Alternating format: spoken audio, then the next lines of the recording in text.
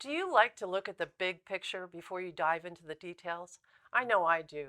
So today we're going to talk about the Elevate career cycle and we're going to look at the whole picture.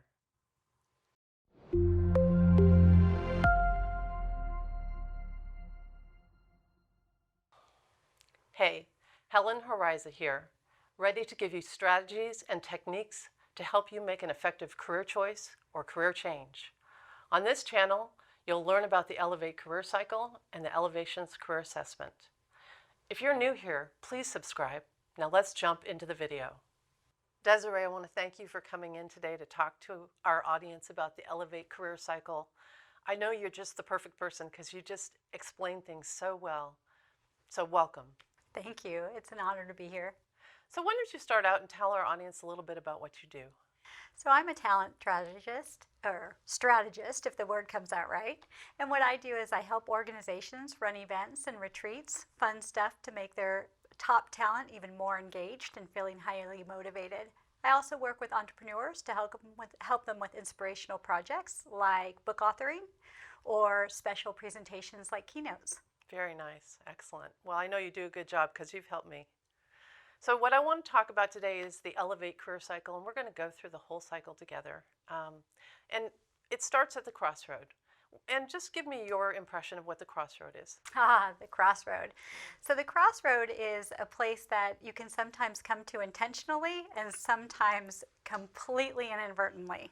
I think I've done both in my career, but I think of the Crossroad as a place that we get to when we know it's time for a change, but we're not really sure what it is. Like a place of emerging metamorphosis. I feel like something needs to happen, but I'm not sure what. Right. So it can be a struggle, right?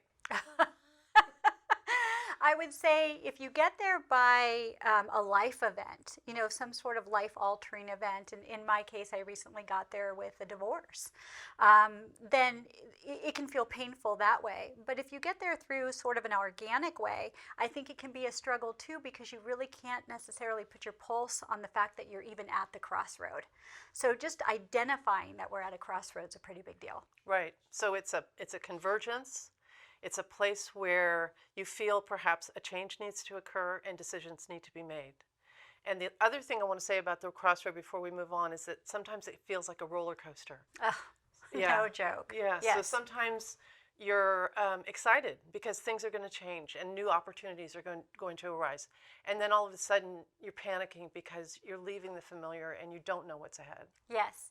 And the best example I have of that, without getting too far in the weeds, but just kind of saying is, I might be at a job and I think if I take another job at a different organization, then it's going to get me out of the crossroad. When in reality, that's where the struggle kind of begins because I'm doing the same work but someplace else and I don't realize that there may be more for me to begin to think about and reflect on that I might not get the first time around when I hit the crossroad. Right.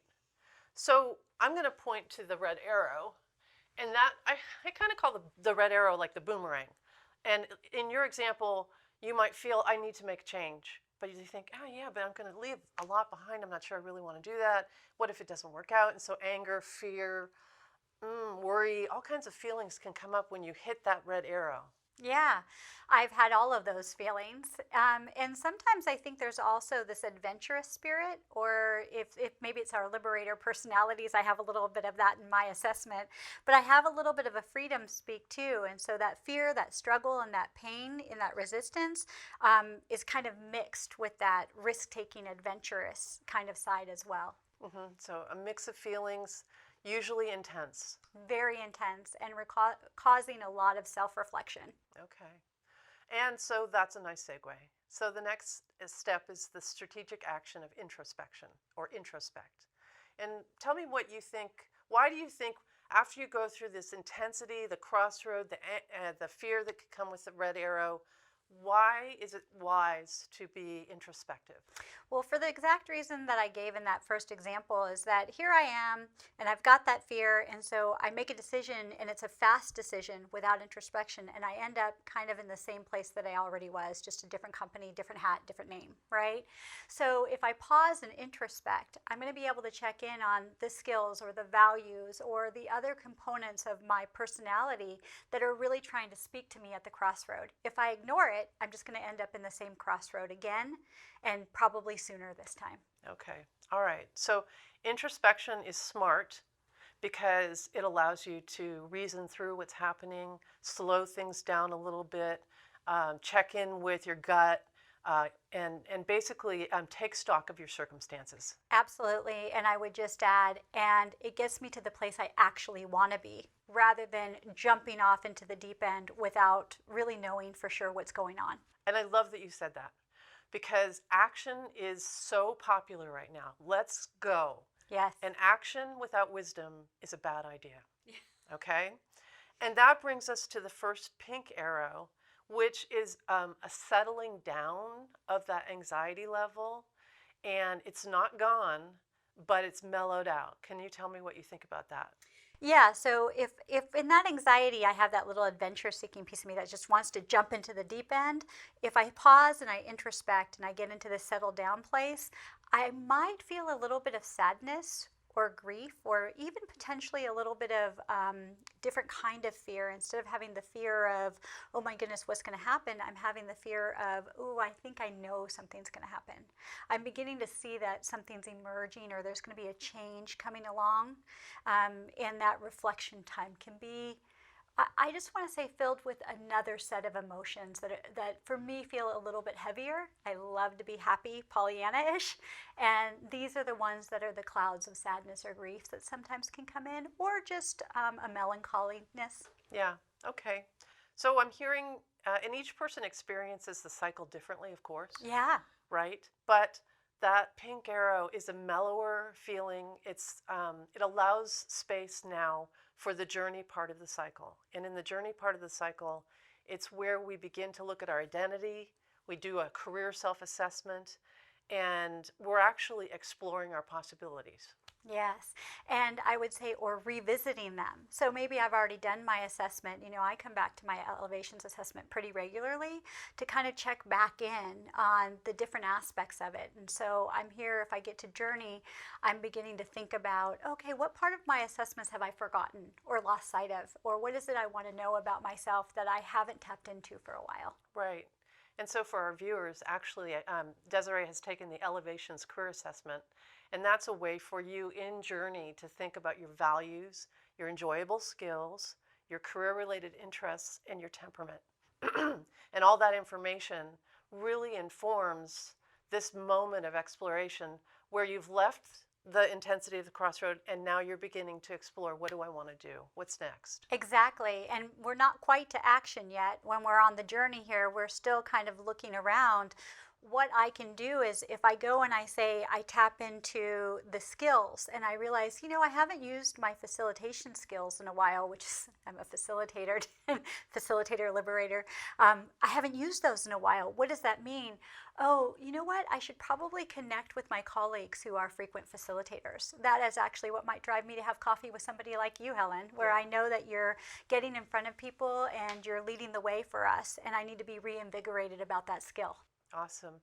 And so you're just brilliant, and that you brought us to connect, right? Automatically in your mind, you're at the bottom of journey, you've done a self-analysis, you have a better sense of who you are and what you want, and now you're saying, I got to reach out to some people. I can't do this alone. No one ever succeeds in their career if they do it alone. Tell me about that. Yeah. Oh my goodness. Okay, we're not deep diving, right? Okay, so what I'm going to say is, if it comes to these different areas and I hit the crossroad, when I'm at the point of self-reflection and connecting, it's really a time for me to connect to those pieces of myself that I haven't connected with in a while. So that's probably the most important thing I can say about connecting. Maybe I know that there's a value that I have, and my value is for fun. And I can't even remember the last time that I had fun. And I'm taking myself and other people pretty seriously. So I'm going to make sure that this connection matches whatever I've learned through my self-assessments processes. Got it. So what I love is that you looked at connect not just as connecting with other people, but connecting with yourself. Absolutely. That's really cool. So both of those things. And so we know when we connect, we learn new information, we get support, we have our champions, the friends that really think so much of us, and also our sparring partners, the people who might say, hey, have you thought about this? I'm not sure you've really reflected enough. Are you really ready to make a contract? And the only second red arrow on that entire cycle is right before contract. And of course, contract is the decision. So why does that red arrow sit there? Commitment phobia. Really, the red arrow sits there again because it's like now I need to make a decision, and I have all that fear that I'm going to make a decision that's going to put me immediately back at the crossroad. Oh. So even though I've done the work here, I've paused to do the introspection, and I know I've made the connections that have guided me to what I want to do next. I have fear about making that commitment, fear that I might get it wrong, fear that I can't change it, just a lot of that residual, well, maybe I'm not supposed to do that because prior to this, I've always done something different. Right. Okay. So it takes a lot of courage. For sure. I mean, I think courage is what fuels the entire cycle, every step along the way. And it's why I like talking about it so much, is because I think people feel so validated when they're listening to us and they're going, oh my goodness, that is exactly what I have gone through before and what I'm going through right now. What I would like to add also is that we use the word contract because in this day and age, in the 21st century labor market, you're working in the gig economy, you're working for employers, you're doing both at the same time. You have patchwork careers, and the one thing they all have in common is the agreement that you make between yourself and whatever work you're going to do. And that's the contract. Yes, yeah. You know what's coming to mind is Wayne Dyer tells a story. He was faculty at a university, and he gave up his faculty tenure. He was being given tenure, which meant he would have a job for life, so to speak. And he gave it up because he felt called to do more writing. He'd already written 3 books, and he just felt called to do it. He was ready to sign that contract for tenure, pulled over on the side of the road, and realized that he needed to make a different decision. I think that we know when we go to contract, if we've taken the reflection time that we need to, and we've connected in a way that we're true to ourselves and we're reminded about the possibilities with others, then when we get to contract, it should feel, I don't want to say like an easy decision, but a true decision. Right. Like you know it's right for you. Yeah. And if you're getting all of that worrying, or you're feeling like you can't go forward because something's not right, it's okay, I think, to stay here in the connection. Reflection connection, yeah. Absolutely. And also people often say, I'm in many places all at the same time, which is of course true. And after you sign that contract, take that job, step up to the next challenge, you emerge with some moderate anxiety. Tell me about that. I think you just saw that because when I introduced myself as a talent strategist with the conferences and events. And you know, I've been doing conferences and events for a long time, but I've never really had a name to encapsulate the conferences, the events that I do for corporations, and the book authoring and the presentations I do for individuals, right? And so the word talent strategist is just a term that kind of encompasses it all, but it's not familiar to me yet. I'm learning how to use it. I'm emerging in this new world. I've made a commitment to say, okay, this is the term I'm going to use to help build the curiosity, still do the same great work, right? But make sure I'm consistent with who I know myself to be in terms of my values, my skills, and where I would like my future to go in this gig economy. I'm emerging, but it looks a little awkward. Right. I feel a little uncomfortable. I don't have that same poise and smoothness that I'm used to having, that I had back when I was a leadership development, talent and organizational development expert. Right. It's different. Right. It's a new feeling. It's both exciting and a little unsettling. Yeah. Right? Yeah. Okay. And then I just love the word home. Because home doesn't mean it's always perfect. Home, though, is that goal of feeling connected, feeling aligned, feeling satisfied, feeling successful, feeling confident, all those feelings of being where we want to be. And I also want to point out that, in my opinion, you can be home for a really long time. Like, you don't have to be going through the cycle over and over and over again. There can be a period of time where you just really feel where you're supposed to be. Yeah, I can offer that I feel like I was home for about 15 years, where I had kind of found my thing. I had done my assessment that long ago. and found some things about me that have always been true, right? And then I went through a personal life change with the divorce, but there was also some things that were happening in my career, and they were all happening simultaneously. So I agree. I think we can be there for a while, and then when we're no longer there, the sooner we can acknowledge it, the better it'll be for all of us. I think I maybe waited a little too long to come off of home. And before I get myself back toward the crossroad again, I also want to point out that when I first looked at the Elevate Career Cycle, this particular graphic reminded me of hitting a home run. So if I've done my introspection and did well on my journey and made the right contract, it's a home run when I get there. It feels so good. It does feel good. It really does. And then there's evolve and just that last little pink arrow. And for me, that last little pink arrow is an accountability arrow. It's an arrow that says, in this world, things are going to change. You may have to step up to hit a home run again, but it doesn't have to paralyze you. It's just moderate. It's just that moderate sense of being ready for a possible change. How do you see that? I think that's exactly what I'm referring to when I say I think I started to have some sense that maybe something needed to change or be different, but I wasn't acting on it. I felt like my life was complicated with, family and work and commitments to, I would just want to say like financial obligations. And so I wasn't really engaged in that willingness to be open to the possibility of change until I was. And so I would say absolutely, you describe it perfectly. And having that awareness and that openness, it's the biggest part of it. It is. It is. And so I want to finish by just saying that you enter the crossroad either because of external circumstances, like something kicks you into it, or internal circumstances, like you just feel like, oh, I'm kind of bored. It's time to do something different, right? And you can also do this step off the crossroad or step off the cycle altogether, and that's stagnation. That's when you just settle. And my advice, of course, is always never, ever settle. Always stay engaged in the possibility of uncovering your potential. Love it. Yeah. All right.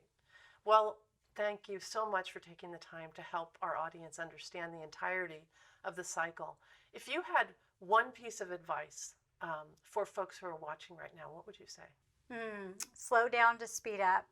I would say when you do know, whenever that is, you come to the realization that you're in the crossroad. Perhaps you've been stagnant for a while and now you're seeing that you're actually at a crossroad. Don't be afraid to take it slow there. It's taken me several years to actually navigate through the crossroad, the journey, and to the contract stage. And I would have never thought myself to need that long, but it's been just a real treasure trove of self-awareness, growth, and just expansion of thought. So be willing to take the longer time to get a bigger win. Thank you. Thank you. It's been such an honor to give you information about the entirety of the Elevate Career Cycle. I think this particular video is one you're going to visit time and again.